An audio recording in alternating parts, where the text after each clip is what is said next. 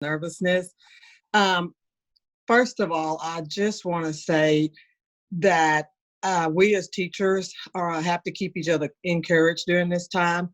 We are entering a time that none of us are prepared for, but we know that behind the scenes, teachers are always superheroes. So I encourage you all to continue to be superheroes. So, what did you guys have for lunch? Uh, Tia, you had cherries. Let me see if you can see. Can you see my lunch? I made chicken salad and I have my vegetables to the side, and some homemade fries and homemade oatmeal, homemade oatmeal raisin cookies as well. So anyway, that's my lunch. I'm gonna set it to the side, so that's gonna keep me motivated, so I can hurry up and get through with my presentation, and then I can enjoy my lunch. When we talk about teachers and we talk about self-care, that's how I've been able to provide self-care to myself over the last couple of months, is by, in fact, cooking. Because when I get in the kitchen and cook, it seems like I don't have any worries in the world. And so that's one of the ways I'm able to provide self-care. So now that I have the plate over there on the table, I can get ready for my presentation. I was thinking about what can I do or what can I speak about that would be a good luncheon um, presentation, but also do something that would be motivational to you. So what I'm going to share with you is I'm going to share an award that I won. And I've won lots of awards. And wait, don't get your phone out, because it's not going to be boring. The award that I got was from one of my students. And it's 2017. And I had taken off a week to go, and I had foot surgery. And when I was off, she sent me an email. She's like, hey, now, you're going one day. It was a student of mine. She's like, you've been gone one day. What's up with this? You're never absent. 2 days. I didn't, email her back. And then the third day, she was like, I'm going to ask my mom where you live at, because we're going to come by your house, because this is not like you. And you always answer my email. So I emailed her back, and I told her that I had surgery on my foot and I couldn't walk and I couldn't get around, but I would probably be back hopefully within a week. And she said, okay, you make me a promise. And I said, I will. She said, well, when you come back, I have a huge surprise for you. And I said, what is the surprise? And she said, just wait till you come back. So I get back to school, and it's near the end of school. And she's like, go check your email. And I was like, my email? What's on my email? She said, that's what the surprise. I was like, an email is a surprise? Like, girl, no. I want a real surprise. She's like, no, you are going to love this. So I opened my email, and the whole entire year, she's been writing down things that I've taught her. Not necessarily content area things, but things that she was like, I didn't know that. And she presented to me 100 things you've taught me this year, Miss James. And I just thought that's an award, because that means that she was listening to me. She thought that what I had to say had value, and she wanted to remember those things, so she wrote them down. So that's what I'm going to share with you today. I'm going to share with you Kiara's 100 things that she learned from me. And I believe that each of them is an example of social emotional learning. Well, most of them are social emotional learning. And in that, these are things that she learned from me. I think it's maybe 3 or 4 that are content area, but the majority of them are just things that I didn't know she was paying attention to, or she thought it meant that much, but she wrote them down. And that's what we want as educators. We want what we say and what we do to be impactful. We want our students to remember it. And we want it to be so that what you taught them is a life lesson, because we can teach them content area. I'm an English teacher. I can inspire you to write. I can help you with your grammar.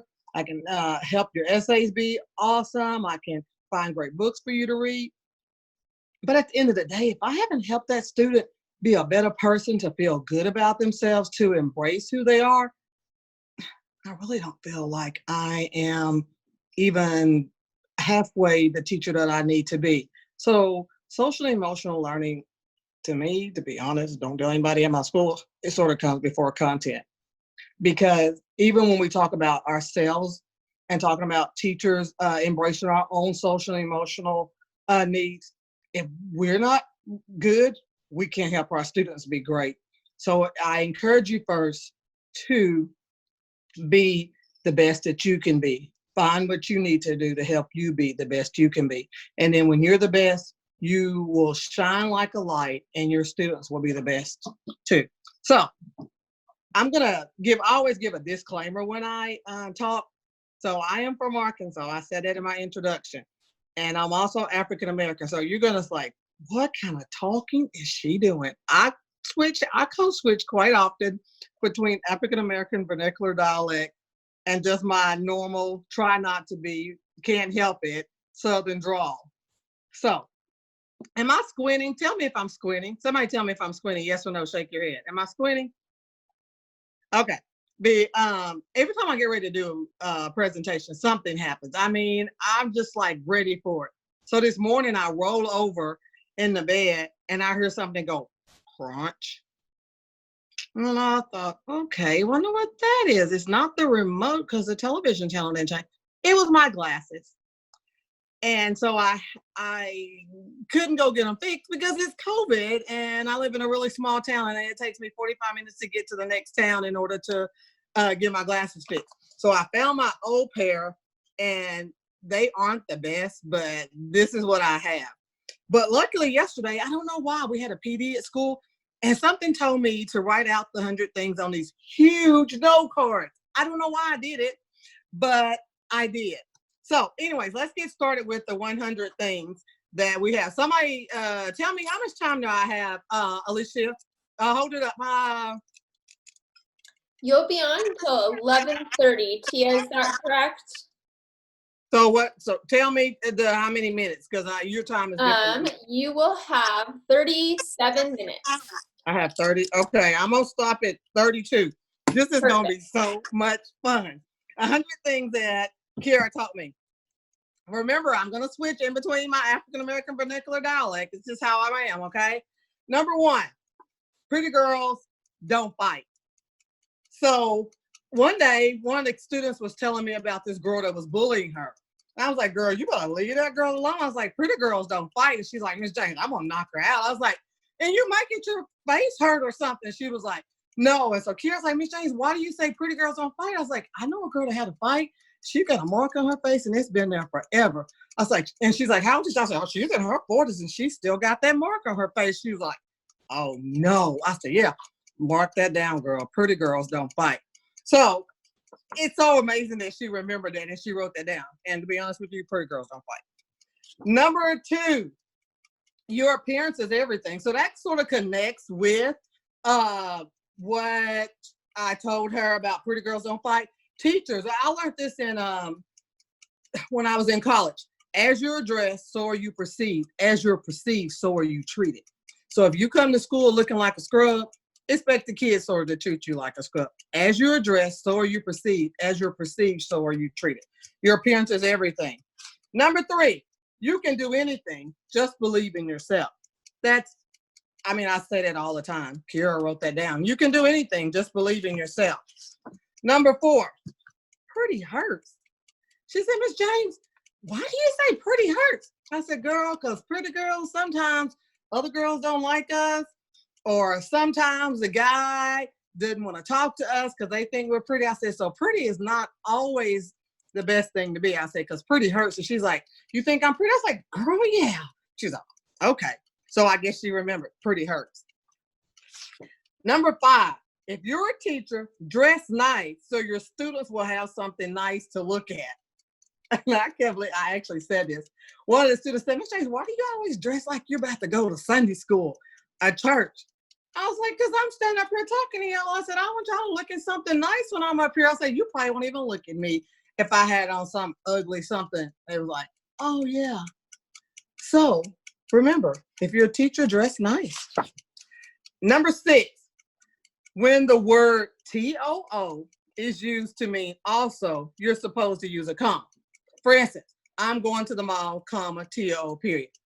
That's one of the grammar rules that I teach all the time and kids never believe me. And now, luckily, I have my teacher backup, AKA Google. They'll go Google it and find out that I know what I'm talking about. So 2 with a comma. Number 7, she said, you taught me what reverse physics means.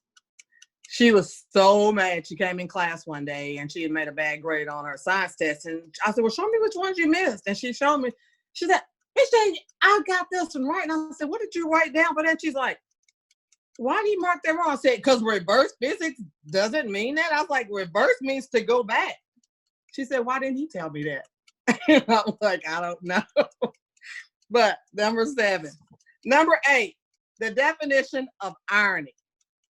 I usually start off my day in my classroom and I tell a story. If you live life long enough, you'll have a whole bundle of stories. And I live life, I'm 54 living life, and I always have tons of stories. So I was telling her a story about somebody stole something from our church. And she's like, somebody stole something from the church? And I was like, yeah. She said, gosh, she said, that's just crazy. I said, no, it's not crazy. It's ironic. And she said, oh, that's the same irony we talk about in the stories. It's the same irony. So, definition of irony. Number 9, kill people with kindness. I think we all need to remember that. And I tell my students all the time, they'll say, oh, so-and-so was mean to me. I was like, kill them with kindness. I was like, why? I was like, good. That's just the best thing to do is just kill somebody with kindness.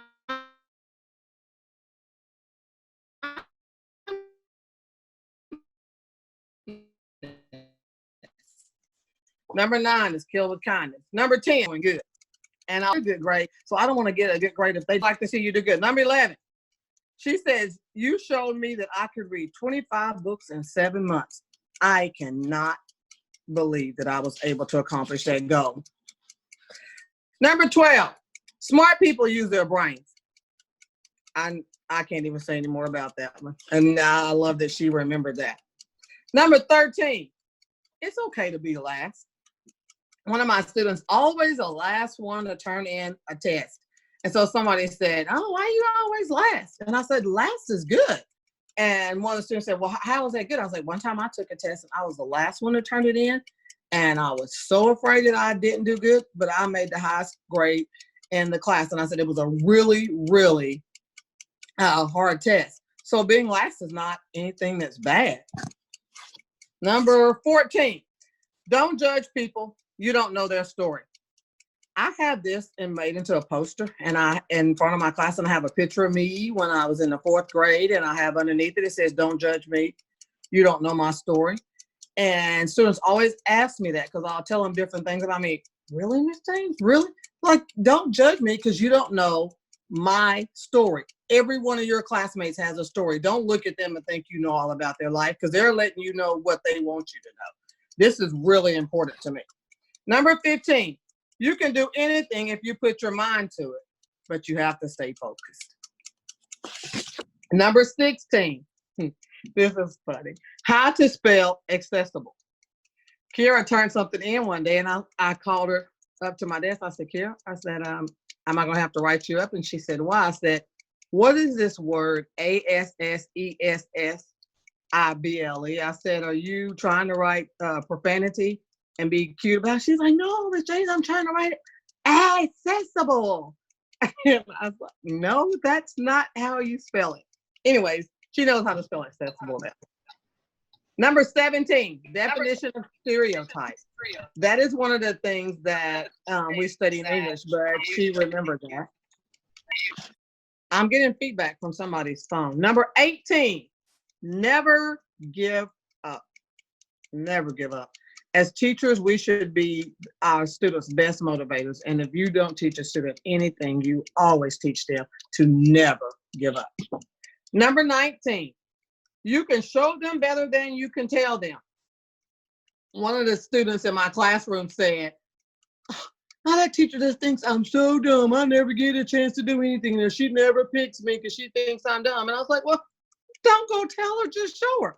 Make A's on your test and do your work and be quiet in class. And the next thing you know, she's going to be calling on you because you can show her better than you can tell her. This one is hilarious. And it is funny, but then again, if you really think about it, it's sort of sad. because she wrote this down. You taught me the highest score you can make on the ACT test is 36. The students we were talking about ACT and how you need to, improve your score. I teach 8th grade. And so one of the kids said, well, Miss James, if you make a 20, you can go to any college you want to. And I'm like, no, probably not, darling. Why not? And I explained to them about the testing. And so sadly it is that the people that this particular student knew had made 16, 17. So she assumed that the high score was a 20. And so I had that, talk with my students. This is what the top score is. And you need to aim for as close to that as you can get. Number 21, never practice a speech. Where'd she get that from? For me, never practice a speech, because if you do, you will mess up trying to memorize what you rehearsed. Kiara was going to give a speech at an exhibit we were going to have. And she said, Miss James, would you help me with my speech? I said, what speech? And she said, what I'm going to say at the exhibit. And I said, you don't need to practice a speech. I said, it needs to come from the heart. She said, but what am I going to say? She said, when different people come up to me, I want to say the same thing. I was like, really? Because if an adult comes up to you at your exhibit, you may need to explain your book in more detail. But if a second grader comes up to your exhibit, you may need to leave out some of the details. So don't practice, just be authentic.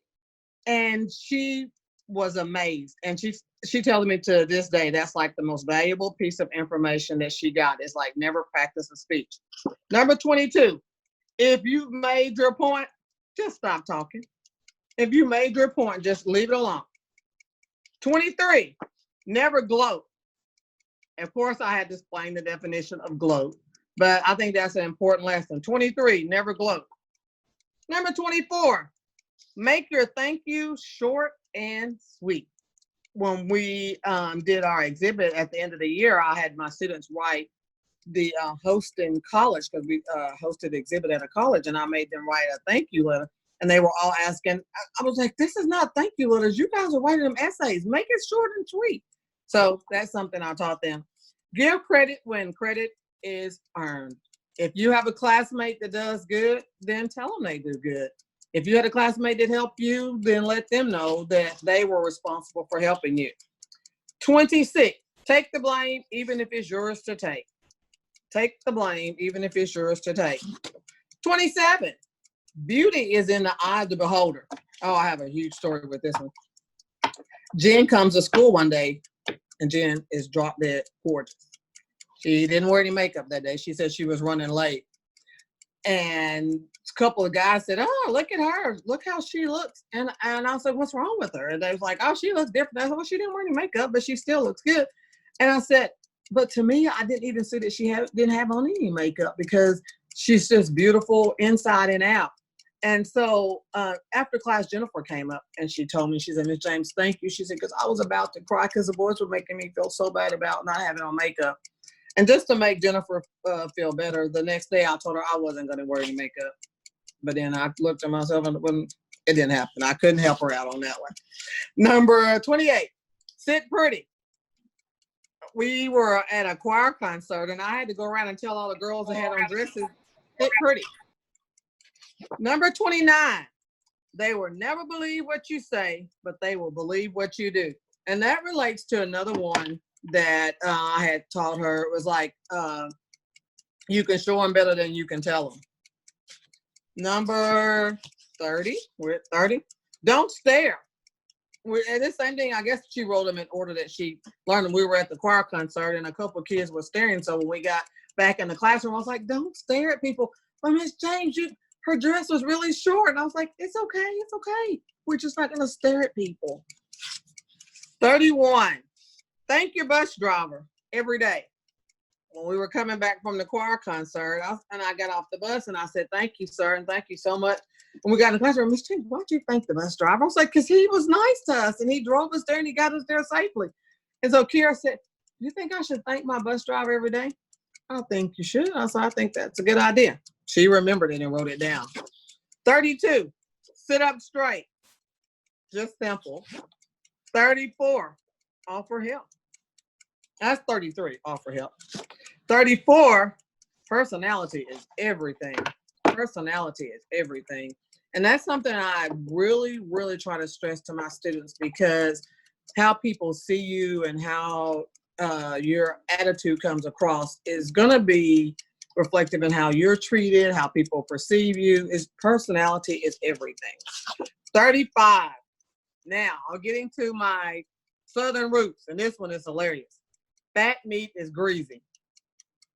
And so in the South, we say that all the time. And so what does fat meat is greasy mean?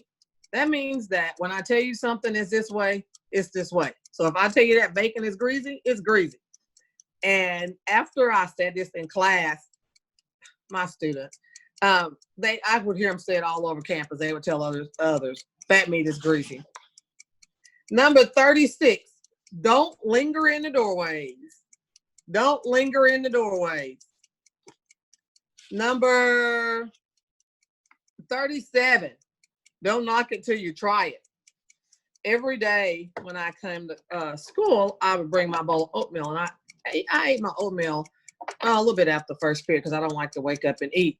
And the kids said, "Oh my gosh, Miss James, the oatmeal is so nasty." I was like, "No, it's not. Don't knock it till you try it." And one of the kids was like, "What does that mean?" So I had to explain what "don't knock it till you try it" means. Number 38, don't make a scene. Don't make a scene.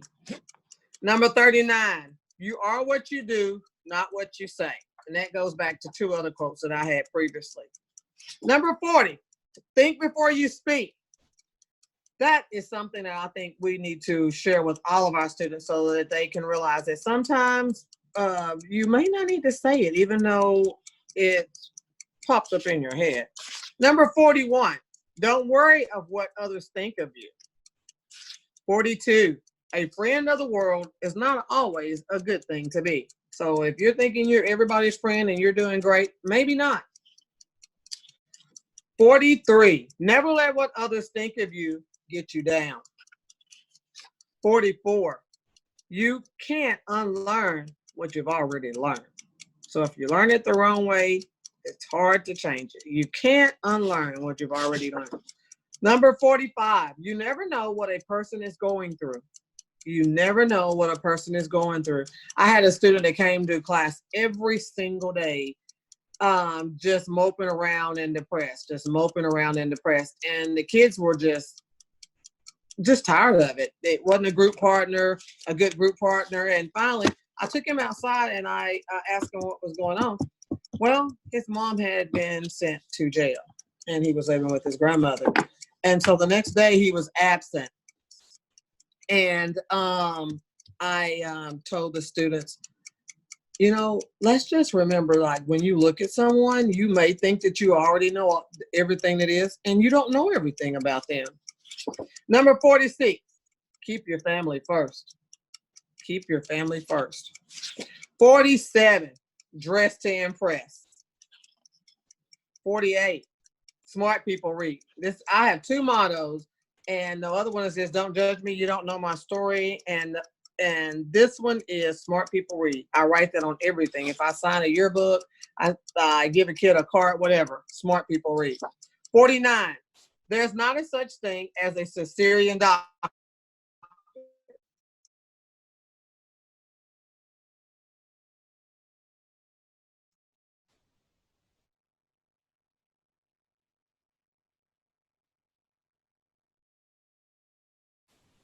Hilarious story. Sierra wrote, they had to write an essay about what they wanted to be.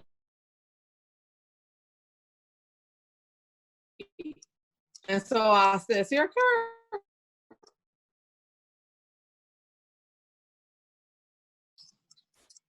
51, be brave. 52, be yourself. 53, there's always time to change. 54, get bills on summer clothes when you buy them in the fall and winter. That's 54. And 55 is you can get better deals on winter clothes when you buy them in the spring and summer. One of the kids asked me, how do you have so many clothes, Miss James? You must be rich or something. I was like, no, teachers are not rich. I said, we are the opposite of rich. And they said, well, how do you afford to buy those clothes? I was like, I buy them out of season. I said, what does out of season mean? And I laugh and laugh at the fact that she wrote that down. And she's always sending me messages and telling me, guess what I'm at? Shopping. And she'll tell me I'm shopping, quote, out of season. 56, definition of prejudice. 57, be happy for the success of others. 58, wish the best for people. 59, some people's reasoning for doing things could be based on their culture. Some people's reasoning for doing things could be based totally on their culture. So we need to always remember that. And 60, dream big. Dream big.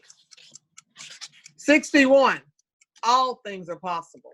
That's a repeat, said a different way. 62, definition of peace. I can't remember. I think it was some sort of social unrest going on at the time.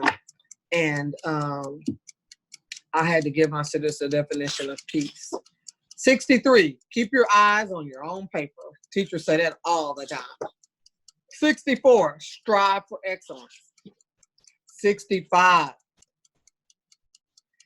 strive for progress, not progression.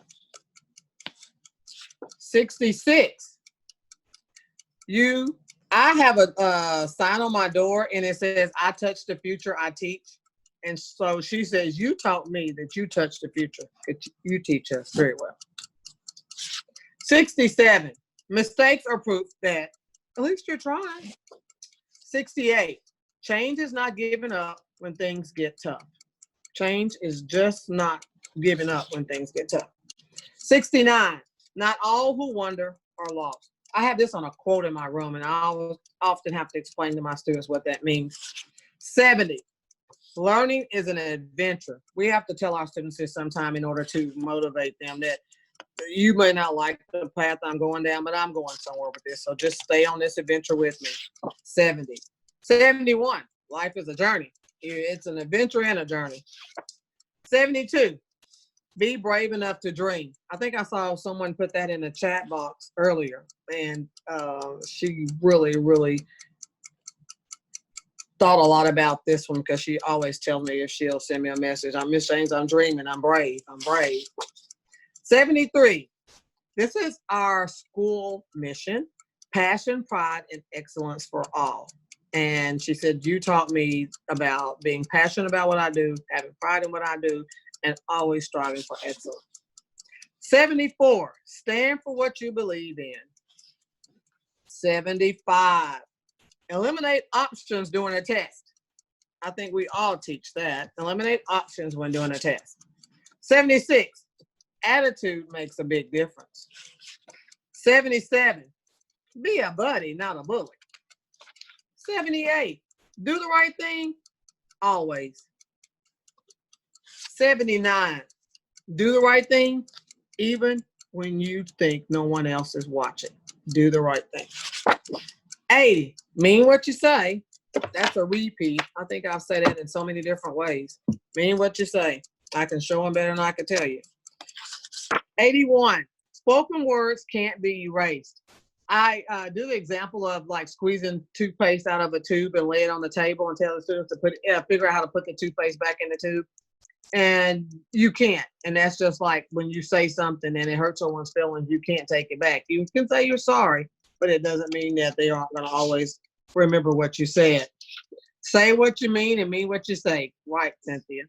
Number 82, even if you give an apology, they will always remember what you said previously. 83, don't blurt what might hurt. Don't blurt it out if it'll hurt someone.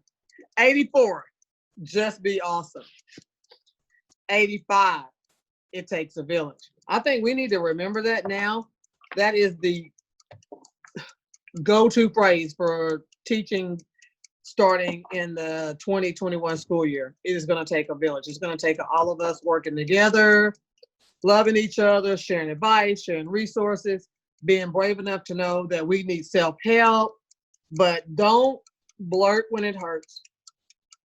Be awesome because it takes a village to raise the youth for tomorrow. 86, love your enemy.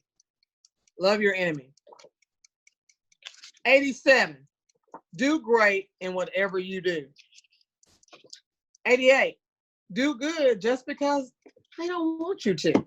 One of the students said to me, said, Miss Jane, have you ever had people that don't like you to do stuff good? And I was like, of course. They said, what do you do? I was like, do it better than what they thought. Like, why? I said, I don't know. I was like, I guess I could probably say my haters are my motivators.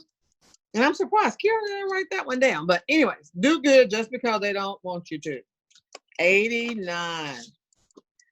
How do you want people to remember you? Because I talk to my students all the time about legacy, and I talk about that dash between the year you were born and the year you passed away. And students always ask me, like, why do you do that? Why do you do that? It's like, how I want people to remember me. I was like, I don't want to be remembered as a jerk or someone that didn't care or someone that had the opportunity to make a change and didn't. How do you want to be remembered? 90.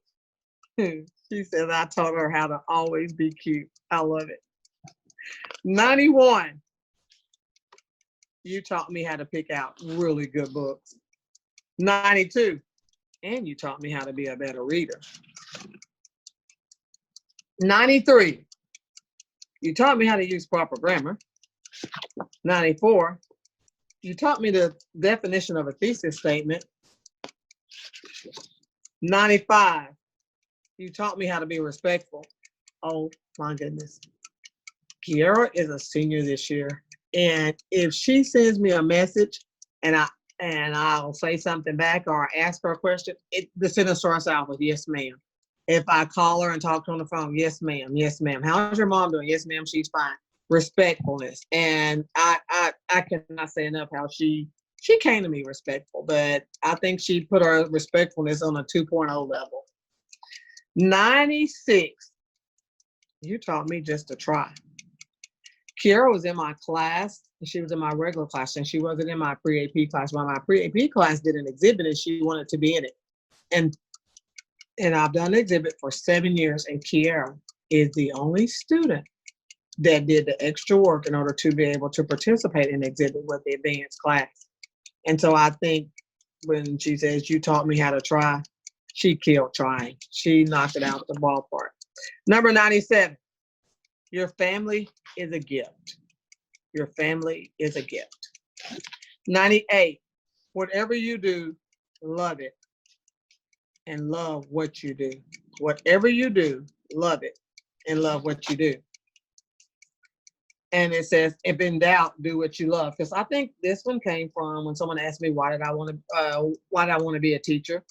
And I said, I don't know. I just always have loved spreading knowledge and learning and helping other people find their niche as well. So whatever you do, love it. Love what you do. But if you're in doubt of any of that, just do what you love. Just do what you love.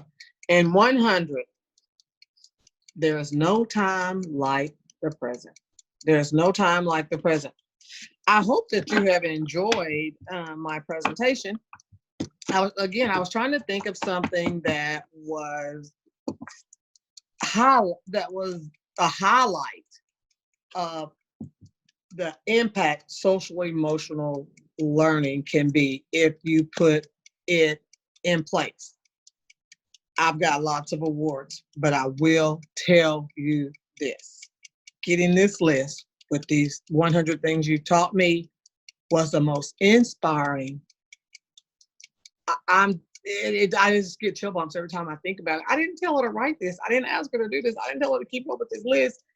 She saw me doing these things, and she saw me teaching her things that she didn't get from anyone else, and she wanted to remember them. And so, you know what? I have 3 sons. I'm the mom of 3, but I have a daughter in her and other students as well. But whatever you do in your classroom, do it with the intent of making an impact. Do it with the intent of making an impact. And as we encounter the adventures of teaching now, still remember, no matter what, teachers make all other professions possible. Everybody can say whatever they want to about teaching, but yeah, we are the superheroes. We are the Oprahs of our classroom, and we can make a difference in so many ways, so many ways. I have enjoyed presenting this to you, and I have done the impossible because I think I have like 4 minutes to spare. And so I'm going to tell you a couple things. One thing I want to tell you is, about my chicken salad. I forgot to tell you. So I like to write, and I'm probably going to write a recipe book. I actually have started on it. And I also started on taking Kiara's 100 Things You Taught Me and putting them into a book as well. And so when people ask me about, oh, this is so good, what did you put in? I was like, oh, girl, I can't tell you because I'm thinking in my mind, I'm writing a recipe book later on, and I am going to sell that idea to you. But this is closed group, and I'm gonna share that with, it's 109 participants. The best chicken salad has cucumbers in it. I put seedless cucumbers in my chicken salad. My cousin told me, she said, girl, this chicken salad, oh my goodness, it's so good. I hadn't made chicken salad this whole time during COVID because I don't want anybody to come over my house. But if I make it and I post it on Facebook or send it to my sister or something, they're going to be over there. So I'm going to eat that up really fast and then say, oh, y'all, I just made it for the presentation. I don't have enough to share. My cousin said, girl, this chicken salad is so good. She's like, what do you put in? I was like, I don't know. I said, some people say they put cucumbers in theirs. I was like, well, I don't know. I don't know. She said, oh, I'm glad you don't put cucumbers in your chicken salad because I do not like cucumbers at all. And I'm thinking, okay, yeah, but you love my chicken salad. That's my recipe for that. So I shared that. I hope that I've shared how passionate I feel about social emotional learning. I hope that each of you go into your classrooms inspired, ready to make a difference, ready to nurture our students who have been sheltered in place for the last 4 months. Some of you may not be going to classroom, some of you may be going online, but whatever you do, remember that teachers make all other professions possible. Thank you. Claudine, thank you so much. Feel free to unmute your mics. Give Claudine some love.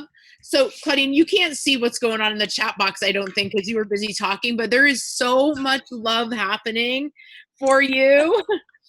And I've been reading as I've been presenting. I don't know how with these glasses that are, I got some superhuman power going on. Thank you all for the positive feedback.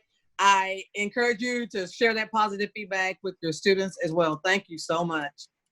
Thank you. So we have 109 people that are ready to buy your book. So I'm going to hold you accountable to writing this book, and then we'll bring you to the Boost conference and put you up on the stage. And just so everyone knows, Claudine and I are friends on Facebook, and she posts the most amazing food every single day. So when this COVID is over and I can travel, I'm coming to Arkansas. I will make you a paella, and you make me whatever you want to make me.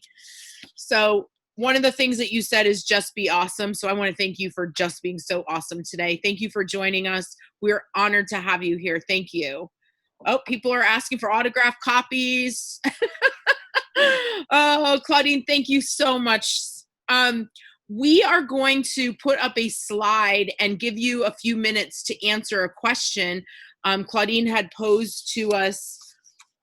And we want to just get started on this, and then we'll let you take a 10-minute break. So hop on over to the chat box and answer Claudine's question. What inspiration did you get from the Uncommon Keynote address? What inspiration did you get? Hop on over to the chat box and answer that question. Love, affirmation. Your kids are listening even when you don't realize it. So true.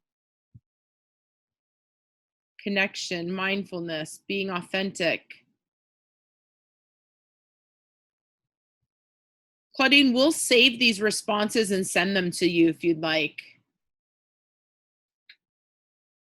Love and respect. Actions speak louder than words. Walk the walk and talk the talk. We are the Oprah of our classrooms. Kindness and love. Teachers make all other professions possible. Let the haters be your motivators. Boom. Don't blurt what might hurt. Kiss your brain. Practice what you preach. Thank you so much for inspiring us, Claudine. Thank you for being here. We are going to take a 10-minute comfort break. So go wash your dishes from lunch and do what you need to do. And we'll start back up at 11:40.